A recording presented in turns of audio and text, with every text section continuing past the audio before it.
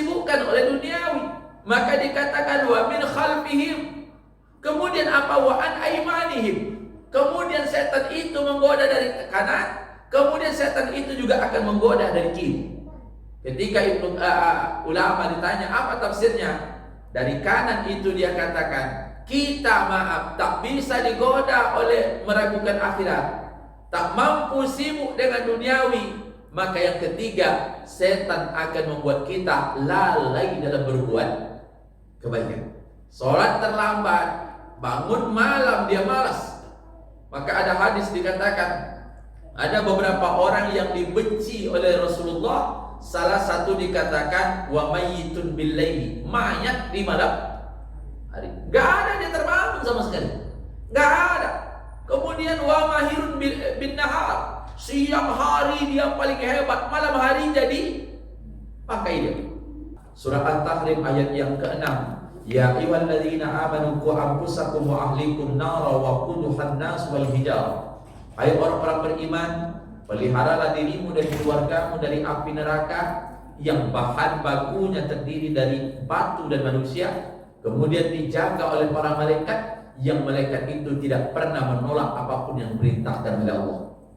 Ya Allah, kata iblis, karena engkau telah menetapkan kami tersesat, maka kami tidak akan membiarkan, atau aku tidak akan membiarkan manusia itu berada dalam jalan yang lurus.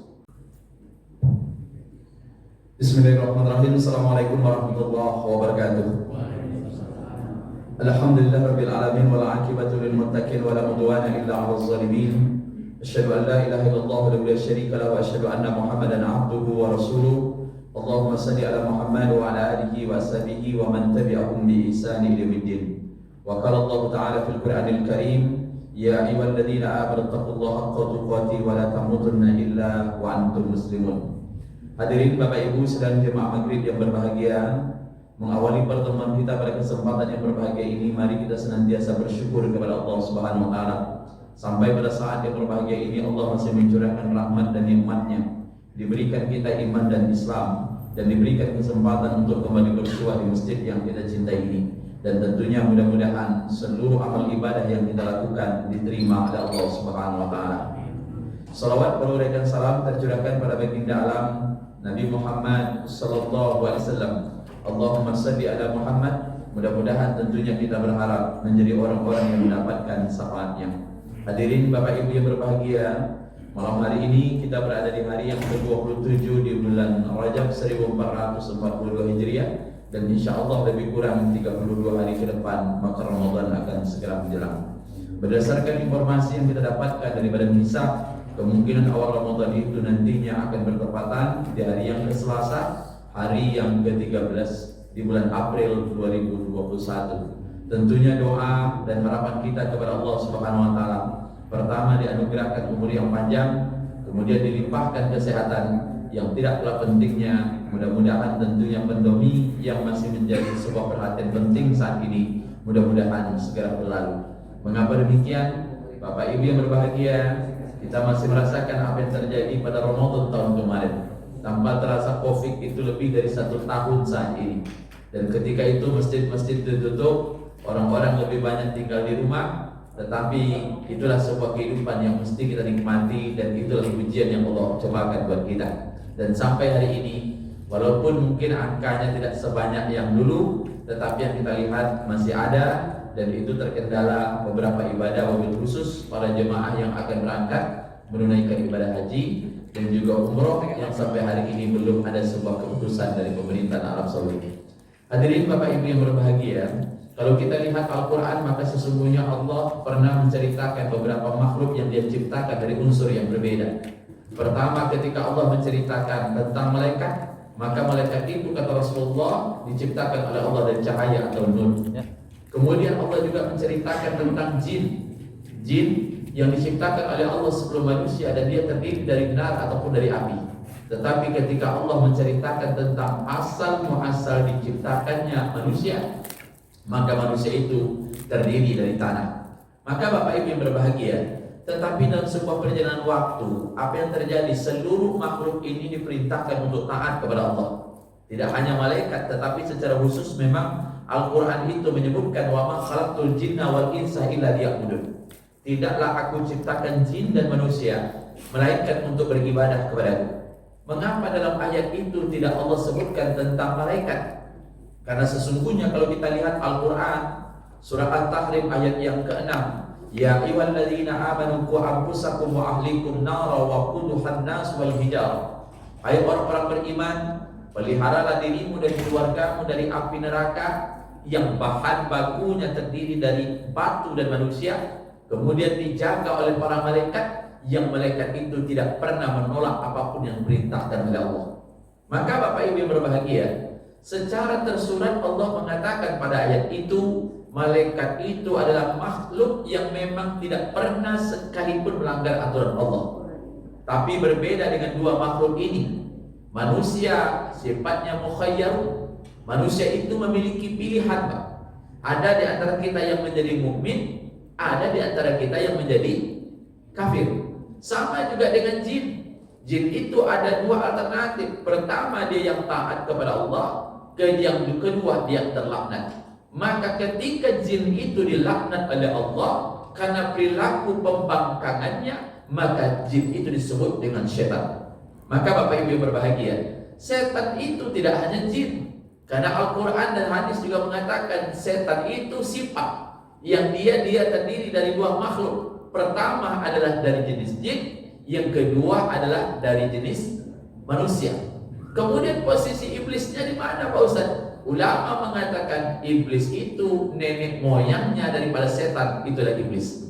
Maka Bapak Ibu yang berbahagia, tapi Al-Quran mengatakan ketika Allah Subhanahu wa Ta'ala menetapkan kepembangkangan dari jin atau syaitan, maka pada saat itu dia bersumpah di depan Allah untuk senantiasa menggoda manusia. Maka apa yang dikatakan oleh Allah dalam surah Al-A'raf ayat yang ke-16 dan ke-17, wa qala fa bima aghwaytani la aqudanna lahum siratal mustaqim. Ya Allah, kata iblis, karena engkau telah menetapkan kami tersesat, maka kami tidak akan membiarkan, atau aku tidak akan membiarkan manusia itu berada dalam jalan yang lurus. Maka Bapak Ibu yang berbahagia, ada orang mengatakan jalan yang lurus itu sulit, tidak semudah jalan mendaki atau menurun, apalagi jalan bengkok. Karena sulitnya jalan yang lurus, maka setiap ibadah sholat kita selalu minta dibimbing oleh Allah agar kita berada di jalan yang lurus. Seraya kita mengatakan ihdinas, nah, ya Allah tunjuki kami jalan yang lurus. Mengapa kok sampai begitu seringnya? Minimal kalau dia sholat wajib ada 17 kali. Belum sholatnya, rakaatnya, ada lagi dalam bentuk yang lain. Mengapa? Karena itulah yang disampaikan oleh setan dari jenis jin. Ia tidak akan pernah membiarkan kita berada dalam jalan yang lurus. Bahkan dikatakan dalam ayat yang berikutnya, summa la'atiyannahum min baini aydihim wa min khalfihim. Kemudian kami akan mendatangkan manusia atau menggoda manusia itu dari depan. Ketika Ibnu Abbas radhiyallahu an diminta apa maksud tafsir ayat ini, min baini aydihim, dari depan mereka, Ibnu Abbas dan juga apa yang dikatakan Ibnu Qudamah dan tafsirnya, dari depan itu adalah setan itu membuat kita ragu akan akhirat. Maka jangan heran ada orang mengatakan tidak mungkin ada hari kiamat. Dia mengatakan tidak ada azab kubur. Walaupun kita tidak sedikit membaca hadis-hadis tentang azab kubur, dan bahkan ada doa yang tidak pernah ditinggalkan Nabi di saat tahiyatnya, yakni meminta dijauhkan dari azab kubur. Wa min khalfihim. Kemudian ketika dikatakan wa min khalfihim, dari belakangnya apa? Ketika setan tidak mampu menggoda kita, bagaimana meragukan akhirat, maka setan itu akan menyibukkan kita dengan urusan dunia. Subhanallah. Kalau kita lihat dunia gak pernah berakhir. Sibuk, isunya macam-macam. Mulai isu yang ekonomi, isu politik. Apa yang diinginkannya? Skenario setannya memang seperti itu, agar kita, pola pikir kita terpikir dunia. Kalau orang sudah sibuk dengan dunia, mau tak mau dia akan terabaikan urusan akhir. Maka ada ulama yang kita kenal dengan Muhammad bin Idris atau dikenal dengan Imam Syafi'i. Kalau kita baca itu bagaimana perjuangan seorang ibunya ketika dia kecil masih yatim, diantarkan oleh ibunya, digendong kemana saja ada guru mengaji, dia datang ke situ, ilmunya tinggi. Terakhir dia pergi ke Basrah karena diketahui di situ banyak ulama-ulama yang pindah dari Madinah setelah terjadinya kepemimpinan di bawah Sayyidina Ali bin Abi Thalib. Sebagian ulama pindah, mereka mengikuti kekuasaan di Basrah. Ulama sah, tapi luar biasa. Apa yang terjadi? Karena ketinggian ilmu yang dimiliki oleh Imam Syafi'i, maka banyak hadiah yang didapatkan oleh Imam Syafi'i ketika dia pulang ke rumah orang tuanya. Untanya ratusan ekor. Tapi begitu Imam Syafi'i pulang, ditengok ibunya bawa unta, diusir oleh ibunya dari rumah. Saya menyuruh kamu bukan membawa unta, tapi membawa ilmu. Kalau sekarang kira-kira anak ibu pergi pondok, pulang bawa miliaran, ditolak atau dipanggil? Oh itu bedanya.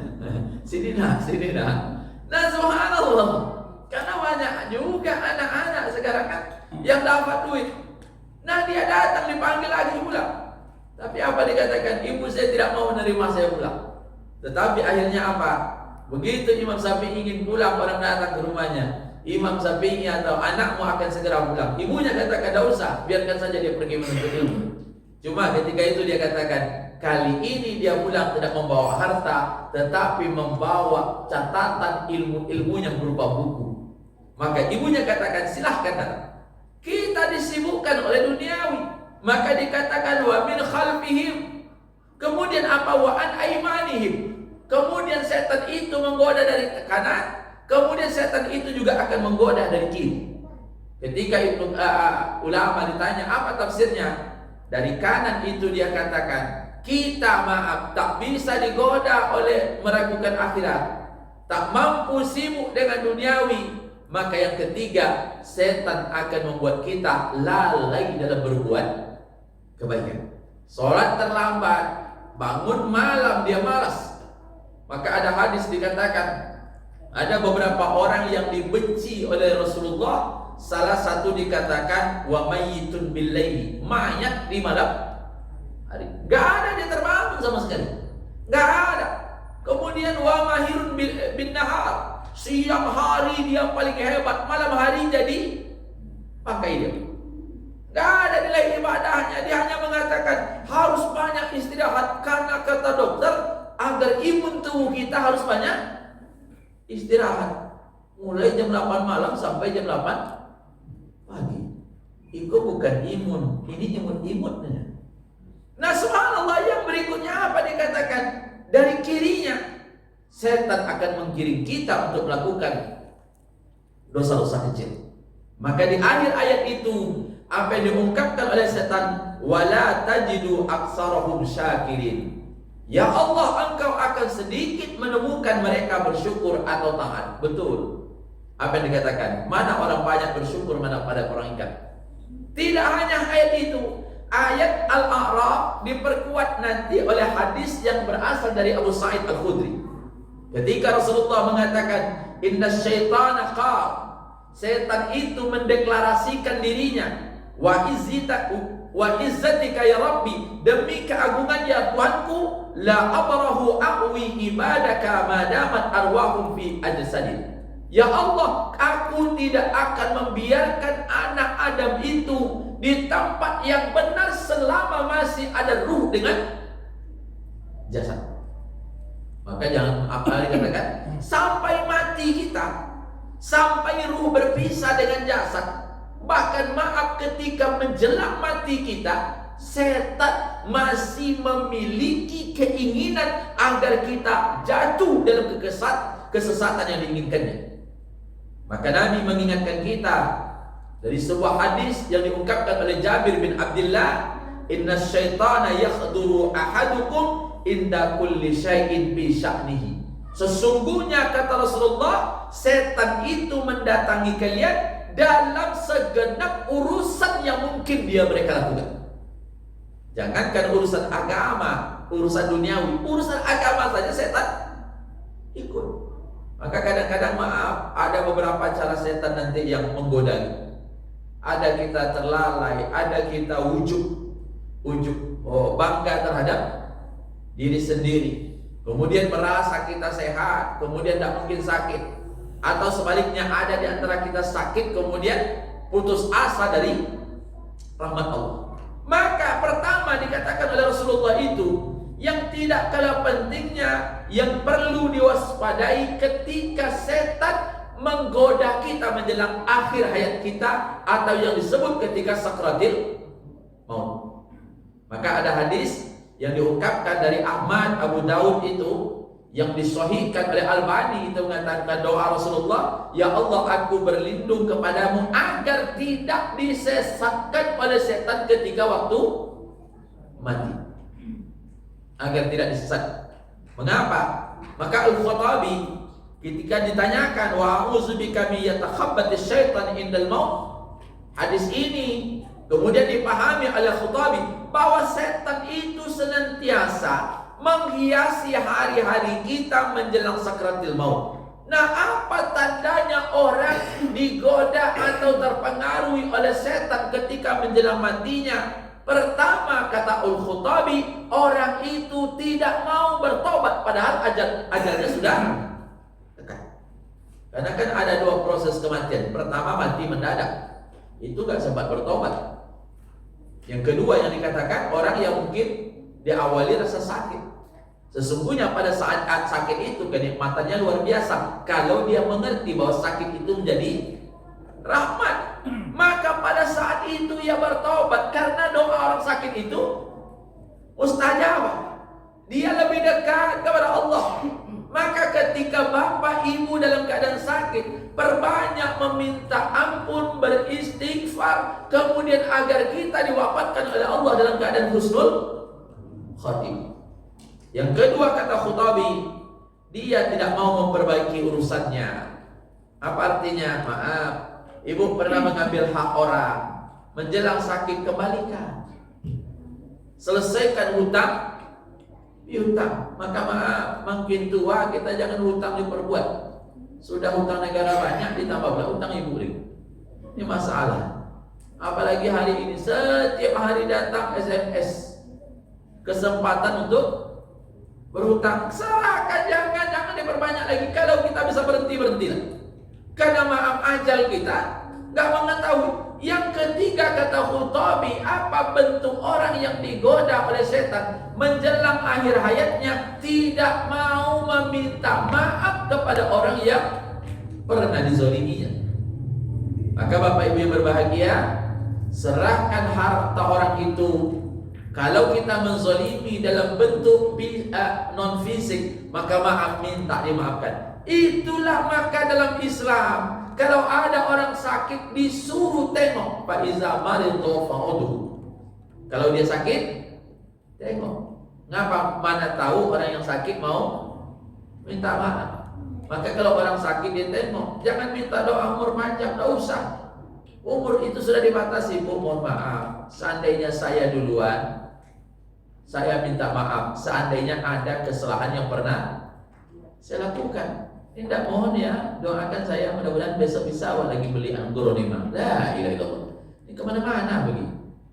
Nah, subhanallah, yang berikut dia katakan putus asa. Artinya dia diberikan sakit, dia diberikan ujian, tapi nggak sanggup menikmatinya, dan bahkan itu merasa beban, timbul rasa benci. Maka pada saat itu, kata Khattabi, bahkan maaf, malah para setan itu berkumpul. Khattabi mengatakan, ketika manusia menjelang mati, maka setan akan berkumpul sejadi-jadinya, mengumpulkan seluruh anak buahnya dengan harapan agar dia bisa menggoda orang yang mati itu dan mati dalam keadaan su'ul khatimah. Ada cerita dari Abdullah bin Ahmad bin Hanbal, anaknya Imam Ahmad. Satu ketika dia katakan, ayahku antara sadar dengan tidak sadar. Kadang-kadang dia sadar, kadang-kadang tingkat kesadarannya hilang. Ketika dia dalam keadaan kurang sadar, maka dia katakan, tidak, menjauhlah. Itu diceritakan dalam kitab At-Tazkirah Al-Qurtubi. Kemudian dia katakan, Begitu dia sadar, Abdullah, anaknya bertanya kepada ayahnya, "Ya abati, hai ayahku, sadarkah engkau tadi mengatakan tidak menjauhlah, tidak menjauhlah, tidak menjauhlah?" Sang ayah yang masih bisa berbicara dan sadar apa yang diungkapkan, maka pada saat itu dia berkata, "Hai anakku, tadi begitu rasanya sakratil maut datang dua orang setan. Orang setan itu menggigit jari, kemudian dia katakan, 'Ya Imam Ahmad, kami kehilangan, artinya kami tidak bisa menggodamu.' Maka saya katakan, kata Imam Ahmad, 'Tidak, menjauhlah, menjauhlah.' Maka ketika ulama mengatakan apa yang dimaksud dengan Imam Ahmad, setan itu gigit jari, kemudian dia mengatakan memuji Imam Ahmad, 'Engkau adalah orang yang tidak mungkin kami miliki atau orang yang tidak mungkin kami goda.' Maka kata ulama, Imam Ahmad ketika itu tidak mampu diajak untuk musyrik, tidak bisa dikafirkan setelah iman, maka setan menggoda dia dengan memuji Imam Ahmad, bahwa Imam Ahmad adalah orang yang tidak mungkin digoda. Agar ada ujubnya. Tapi apa yang terjadi? Imam Ahmad gak mampu digoda. Dia tidak larut dengan pujian. Maka dia hanya menyuruh menjauh agar pujian dari setan itu tidak menjatuhkan dia dalam sebuah peristiwa yang tidak pernah dia bayangkan. Maka ulama katakan, tidak seluruh orang yang amati itu digoda oleh setan. Tapi paling tidak, kalau Imam Ahmad saja sekelas orang yang tidak diragukan, bahkan ada ulama mengatakan yang paling mengerti hadis itu adalah Imam Ahmad di antara 4 yang ada. Maka dia katakan, ini menunjukkan orang yang soleh saja digoda oleh setan, apalagi orang seperti kita. Awak ini sebentar saja kena oleh setan. Jangankan digoda setan, kadang-kadang kemasukan setan, Pak. Kan ya, Pak? Setan itu masuk dalam tubuh kita.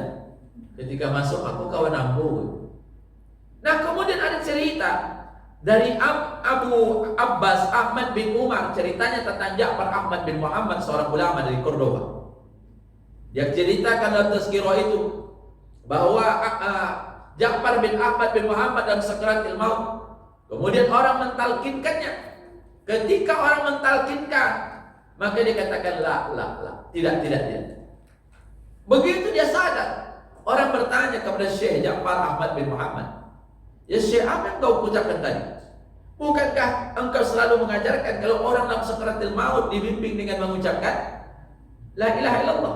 Tapi mengapa engkau mengatakan tadi tidak?" Kata Ja'far Ahmad bin Muhammad, Syekh tersebut, "Tidak.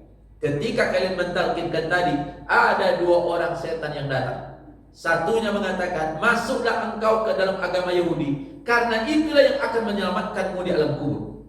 Yang satu lagi mengatakan, masuklah engkau ke dalam agama Nasrani, karena inilah agama yang benar." Ketika itu dia katakan, saya mengatakan tidak. Dan pada saat yang sama kalian pun mentalkinkan saya. Maka ibu yang berbahagia, setan tidak akan pernah tinggal diam dengan kondisi kita. Maka dikatakan di dalam hadis yang sering kita dengar, innamal a'malu bikhawatimiha. Senilai-nilai amal atau kebaikan amal itu ditentukan dari nilai akhirnya. Ketika perjalanan hidup kita dengan dinamika yang luar biasa, tapi pada akhirnya kita soleh, itu insya Allah dinilai soleh. Tapi ketika seluruh amal kita baik, tapi pada injury time-nya lantas ada keburukan, kesesatan, maka disitulah nilai. Maka Nabi senantiasa mengajarkan kita doa, Allahumma ya muqallibal qulub, sabbit qalbi ala dinik.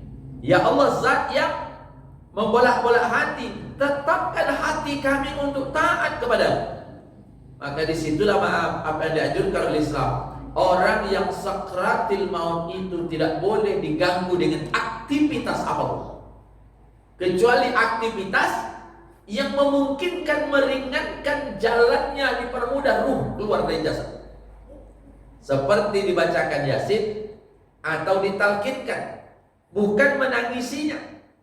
Karena kan ada orang kadang-kadang menengok orang sakratil maut, dia menangis. Yang ditangisi nggak juga tahu apakah dia menangisi nasibnya ditinggalkan orang yang meninggal, tidak berujung pangkal, atau memang dia memikirkan karena cintanya. Subhanallah. Maka seperti itulah kehidupan. Maka orang yang mau meninggal nggak boleh ditinggalkan. Tapi maaf, kondisi hari ini berbeda dengan masa lalu.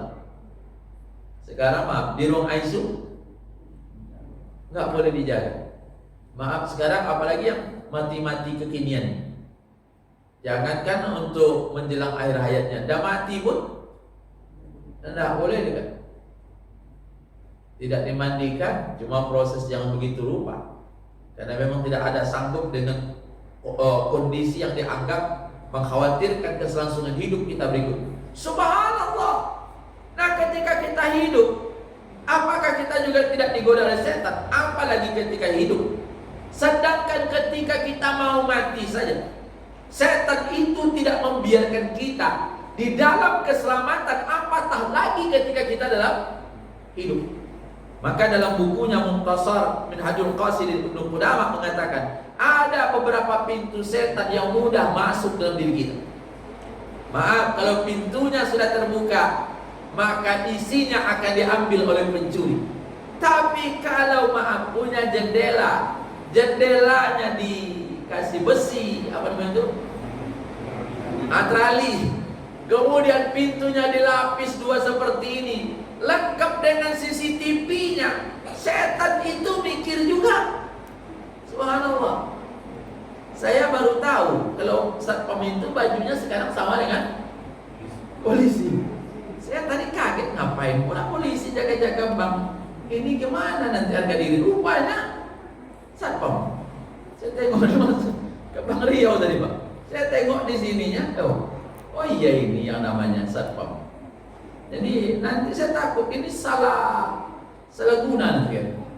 Awak sangka yang mentilang awak polisi, rupanya menilangnya satpam.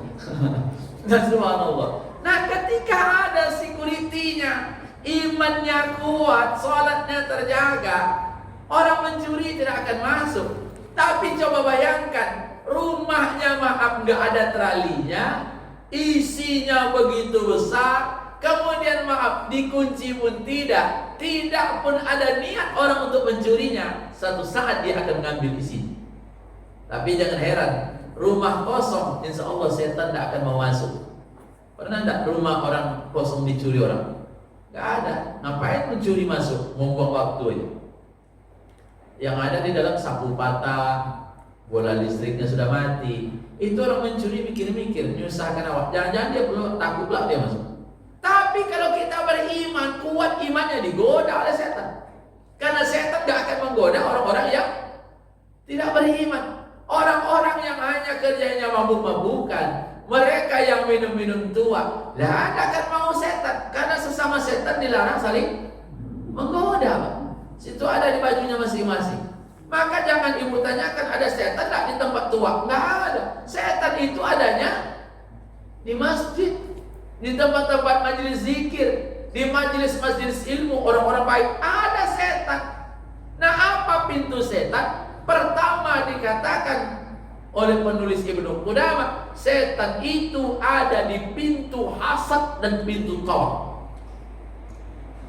Hasad itu tidak bisa menerima nikmat yang diberikan oleh Allah kepada orang lain, dan dia berusaha yang paling tinggi nikmat itu hilang pada orang itu dan kembali kepada dia. Atau dalam bahasa lain, biarlah orang kita tak dapat tapi orang itu juga tidak dapat. Ini hasad. Maka itu yang terjadi pada setan itu. Ketika Allah menciptakan Adam jadi khalifah, dia tidak terima mengapa Adam lebih mulia padahal proses kami lebih elok. Maka akibat tidak bisa menerima keputusan Allah, maka akhirnya setan itu melakukan kongres luar biasa dia. Nah, lahirlah pernyataan dia, kami tidak menerima manusia sebagai pemimpin karena kami lebih mulia. Kalau tidak kami akan menggoda manusia itu, dan Allah memberikan kesempatan kepada itu. Bahkan Al-Quran menyebutkan iblis itu tidak akan mati sampai hari kiamat, dan dia memiliki keturunan. Dan setiap kita setiap manusia yang lahir ada iblis yang sangat dan akan bersamanya. Itu yang disebut dengan qarin. Kemana kita pergi, dia akan ngikut dan dia menggoda kita. Tergantung orang-orang yang sering bertaus dan orang-orang yang selama ini melindungi dirinya dengan iman, maka orang itu terjadi. Toma itu bukan masalah kaya, bukan masalah tinggi jabatan, tetapi maaf, hasad selalu berbarengi dengan toma karena memperturutkan hawa nafsu. Karena maaf, orang miskin yang beriman tidak akan toma, padahal dia butuh. Ada orang kaya yang dia toma, karena maaf, toma itu membuat seseorang tidak akan rasa puas dengan apa yang dia miliki. Masya Allah, coba lihat apa yang dilakukan. Akibatnya ancaman Nabi, orang yang hasad itu akan menggugurkan, memakan seluruh kebaikannya. Yakulul hasanah, memakan, menggerogoti, seperti kanker dia. Kalau ada rasa hasad, dibiarkan sedikit, maka dia tumbuh besar. Dari stadium 1 naik ke stadium 2. Kalau sudah stadium 4, kayak Fir'aun dia, kayak Qarun Salabah. Maaf, Qarun Salabah, orang-orang yang miskin kemudian diberikan oleh Allah nikmat. Tapi begitu dapat nikmat, apa yang terjadi? Dia berubah dan menganggap nikmat itu milikinya. Yang tadi taat kepada Allah berubah menjadi orang ikan. Maka subhanallah, mudah menginventarisirnya, mudah. Kalau kita menengok orang dikasih nikmat, kemudian ada perasaan tidak senang, artinya Anda sudah mulai digerogoti oleh virus yang bernama hasad. Itu terlihat. Gak boleh orang senang daripada dia, gak boleh orang lebih daripada dia. Jangankan ke orang lain, kadang-kadang maaf, sesama saudara saja gak terima. Kok si Anu tuh duitnya lebih banyak, kok si Anu tuh keteraaannya lebih bagus, kok si Anu tuh hidupnya apa, nampaknya lebih sukses. Subhanallah, setan masuk, dibisikannya terus Bu, terus Pak, sudah. Bagaimana Bapak bisa menjatuhkannya? Dibuat cara-cara, mulai menghibahkan, kemudian lantas fitnah. Dari penyakit yang namanya hasad dan tamak, maka lahir permusuhan. Setan senang begitu melihat kita berada pada posisi yang seperti ini. Yang kedua yang dikatakan, pintu yang terbesar adalah marah. Maka Bapak Ibu berbahagia, orang marah itu mudah kesurupan setan. Coba lihat, biasanya tidak terkontrol. Dan maaf, orang marah itu penyakitnya banyak, minimal naik tensi.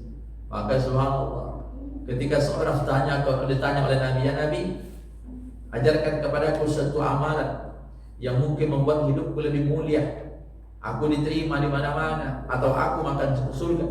Maka Nabi mengatakan, la takut, jangan marah, jangan marah, enak, nikmati saja. Subhanallah.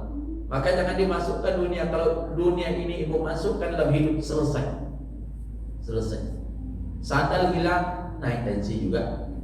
Tidak pakai sandal, naik tensi juga. Ini kan parah. Subhanallah. Sudah dibeli ini rusak, marah juga. Coba nikmati saja dalam hidup. Subhanallah. Beli mahal-mahal sampai di rumah piring itu pecah. Harusnya alhamdulillah, kan bisa beli lagi besok kalau ada duit. Tapi tak ada duit, siapa nak ngasih? Subhanallah, nikmati. Maka dikatakan iza ghadaba ar-rajulu faqala a'udzubillah. Apabila salah seorang di antara kalian marah, maka dia katakan, ucapkanlah a'udzubillah. Sering-sering bertahawuz. Bapak naik kendaraan dipacu orang, a'udzubillah, bukan gasnya ditambah. Oh, dia mau kencang, silakan, mungkin dia ada keperluan. Tergeser mobil Bapak, selama bisa diperbaiki, gak usah marah, ingatkan, nah besok gak usah kencang-kencang. Perhatikan loh, subhanallah. Kalau demikian hidup sabar, dunia ini tidak akan masuk dalam pemikiran kita. Hanya sebatas di telapak tangan, hidup ini akan menjadi mudah. Tapi kalau sudah masuk, subhanallah, sama anak marah, sama istri marah. Saya kemarin hari Rabu ke Kampar, ketemu teman saya namanya Pak Ruslan, orang NTT. Biasalah kalau ketemu orang NTT apa bergaya bahasanya enak, orangnya ceplos-ceplos, dia nggak pandai Pak. Kalau orang-orang timur itu nggak pandai dia basa-basi model, dia basi semua, tidak ada bahasa. Jadi enak. Pak, itu Andre masuk rumah sakit. Andre teman kami, orang Flores juga. Apa? Di apa? Digolok sama istrinya. Istrinya orang Ambon. Dia agama non Muslim, tapi kawan saya. Jadi kami sering ketemu karena ada pekerjaan yang hampir sama di sebuah tempat. Jadi saya, kenapa? Istrinya cemburu. Saya katakan kan kasihan. Akhirnya apa? Istrinya diambil polisi, Pak. Karena ingin membunuh suami. Saya mikir, Andre dari Flores, istrinya dari Ambon, di sini nggak ada keluarga, anak dua. Sekarang keterangannya sang istri dibawa ke kantor polisi, suami dibawa ke rumah sakit. Saya tanya, Bang Rus, kami ngambilnya dengan kuah gitu aja mungkin. Ngapa? Dia cemburu. Apa yang dicemburukan? Saya pun tak tahu. Karena saking marah cemburu, dia ambil golok, diginikan dari belakang. Niatnya memang membunuh. Tapi entah apa pasalnya, ke sini dia golok. Kalau ke leher kan putus. Coba ke sini. Subhanallah. Bayangkan apa setan masuk, ketawa setan Pak. Kan mantap tuh. Mau marah. Kalau sudah seperti itu menyesal, apa juga laginya? Siapa yang akan menanggung biaya rumah sakit? Yang ini siapa yang ngurus? Anak-anak yang 2 orang, yang masih kecil, yang satu itu masih 3 bulan, yang satu itu masih 2 tahun. Siapa yang ngurus? Subhanallah. Hanya apa? Emosi yang diperturutkan, tidak mau berpikir sesaat. Kalau sudah menyesal, apa juga lagi? Tidak selesai. Maka berhati-hati. Yang ketiga, apa yang dikatakan oleh ulama, di mana setan masuk, terlampau suka dan kemudian suka menghiasi tempat tinggal, pakaian dan perawat, sehingga dia lalai untuk beribadah kepada Allah. Subhanallah. Kita punya harta, alhamdulillah. Punya rumah yang bagus, silakan. Tapi maaf, jangan sampai baik kita, tempat tinggal kita membuat kita lalai sehingga itu saja yang kita pikirkan. Setiap tahun kerjanya apa? Tukal wallpaper. Sekarang modelnya model merah, tukal merah. Besok warna hijau, tukal lagi warna hijau. Sudah lotengnya bagus, ditukar sibuk. Subhanallah, menghabiskan uang. Padahal maaf, uang itu begitu dia mati, tempat tinggal selesai. Subhanallah, kendaraan selesai, menghabiskan. Boleh Pak Ustaz, boleh. Kita punya kendaraan yang bagus, paling tidak bisa nyaman kita pergi kemana pergi. Tapi gak itu yang diatur setiap hari-hari. Sibuk dengan peramuan, Masya Allah, harganya mahal. Kursinya dari kursi jati, harganya sekian juta. Lebih enak apa itu? Lemari-lemari yang kena air langsung pecah itu apa namanya? Yang kayak serbuk-serbuk aja kan Pak. Bagus, asal dipindahkan tanggal dia. Kalau sudah tanggal nggak bisa perbaiki kan enak, cepat rusaknya kan. Nah cepat rusaknya cepat lah gantinya. Nah subhanallah, luar biasa, Masya Allah, luar biasa. Coba nikmat. Sekarang maaf, kita ini, saya terakhir tadi membaca sebuah artikel tentang bioplastik namanya. Hampir dikatakan penelitian terakhir, ikan-ikan yang ada di laut itu terkontaminasi dengan bioplastik. Jadi ini plastik dilemparkan orang sungai, dari sungai dia pergi ke laut. Ada yang di antara mereka terurai, jadi pecah-pecah dia kecil-kecil Pak, karena panas, karena hujan akhirnya terurai. Dan itu dimakan oleh ikan. Ikannya ditangkap oleh nelayan dan hasilnya kita makan. Nah itulah penyebab kanker yang paling banyak hari ini. Jadi jangan salahkan ikannya, yang salah itu kita. Plastik namanya bioplastik. Maka kadang-kadang tempat yang seperti ini tidak boleh diisi dengan air panas. Karena kalau diisi air panas, maka dia akan memuai dan bioplastiknya masuk kepada air dan kemudian kita minum. Maka pada prinsipnya ilmu kesehatan ini adalah tempat minuman sekali pakai. Maka orang dulu bijaksana dia Pak. Apa yang dia buat? Gelas. Ada lagi yang lebih bagus dulu, maaf. Ini yang terdiri dari tanah. Masih ingat ibu piring dari tanah? Periuk dari apa namanya Pak? Tanah. Maaf, tanah kalau kita makan dia tidak akan mempengaruhi banyak karena ini zat kimia. Subhanallah, siapa yang salah? Manusianya. Bukan alamnya yang salah, karena manusia tomak seluruhnya dibuat secara praktis, kemudian membuang sampah sembarangan, kemudian dampaknya ke lingkungan, maka sulit mencari sumber air yang bersih yang terbebas dari bioplastik tadi. Maka subhanallah, luar biasa. Coba lihat tadi, kucing kita gak mau lagi makan tikus, bahkan dia sudah berkoalisi dengan tikus, Pak. Kadang-kadang salaman, assalamualaikum, salam kata dia. Dah ada. Dulu kucing makan tikus, sekarang duduk dia bersebelahan, bahkan ipar-iparan dia. Nah, subhanallah, gak takut. Dulu mah di tempat kami orang berburu babi dengan anjing, anjingnya dilepas lari. Sekarang lain, orang berburu babi, anjingnya dipegang, dia yang lari-lari. Ini mana yang anjing, mana yang orang? Saya bingung juga. Dulu kan Bapak coba lihat, pernah lihat orang berburu enggak? Burung dilepas anjingnya lari, kemudian nanti dapat baru bongbong-bongbong dia, begitu dia sibuk baru ditombak, dibawa atau dibagi-bagikan. Sekarang ibu lihat mana? Talinya dikasih. Jadi maaf, anjingnya berjalan di belakang anjing tuan. Kalau nampak babi, yang menggigitnya bukan anjingnya, tuannya yang nombak. Sudah itu baru dikasih sama anjing. Jadi anjing itu sudah mulai ngatur kita sekarang. Dulu kita yang ngatur anjing, sekarang kita yang ngatur oleh anjing. Yang salahnya bukan anjing, yang salahnya kita. Mudah-mudahan ada manfaatnya, mudah-mudahan kita dijauhi oleh setan. Termasuk maaf, rumah yang tidak pernah dimasuki oleh malaikat rahman adalah rumah yang ada anjing. Maka jangan suka rumah kita dimasuk yang dititipkan anjing. Tapi memang boleh untuk jaga, boleh. Kalau untuk di kebun atau menjaga ganti-ganti apa gitu kan, tergantung lah. Mudah-mudahan ada manfaatnya. Dan mohon maaf karena insya Allah bulan depan kita sudah berada di bulan Ramadan. Dan mudah-mudahan ya kita bisa menikmati Ramadan ini dengan segala kesempurnaannya. Assalamualaikum warahmatullahi wabarakatuh.